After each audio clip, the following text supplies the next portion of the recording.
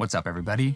Today, we're going to talk about vocal and instrument alignment for when you've recorded multiple parts that you want to sync up together using a plugin by Synchro Arts called VocALign Pro. Now, VocALign, if we take it, we drop it on the track that we want to sync to the main vocal. And in VocALign terminology, we have what's called a guide track and we have a dub track. So I'm going to take the main vocal and I'm going to rename it guide. So that is going to be the one that we're syncing to. So the verse harmony here is what's known as our dub track. Let's talk about how to route audio to VocALign. In Ableton Live 10.1, we have a really sweet new routing system that allows any third-party plugin with a sidechain input to have the routing done right on the plugin right down here. So I'm going to go and I'm going to select audio input from the guide, which is going to route the audio from the lead main vocal part into VocALign.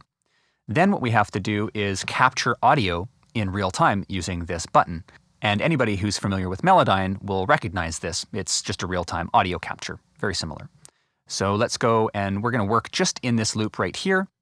And I'm going to click capture audio and play the audio in. Oh, it's easier to shut down and try and hide how I feel inside. I don't want anyone around, conceal what's in my mind. Okay, great. Next, what we need to do is align the beginning of each of the audio pieces, the guide and the dub, using these little locators right here that are called sync points.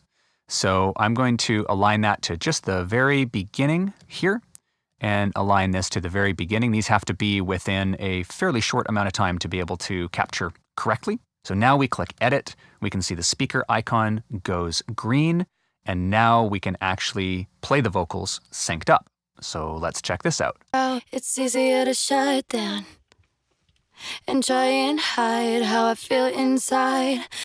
Let's listen to that with VocALign bypassed. Oh, it's easier to shut down and try and hide how I feel inside. Awesome. So that was basically instantaneous. We had to do one little edit and we're fully synced. Now let's talk about how to commit those, because we have VocALign that's running on here, but if we take VocALign off, we are going to lose our changes. So what I would do here is I would actually freeze and flatten this track.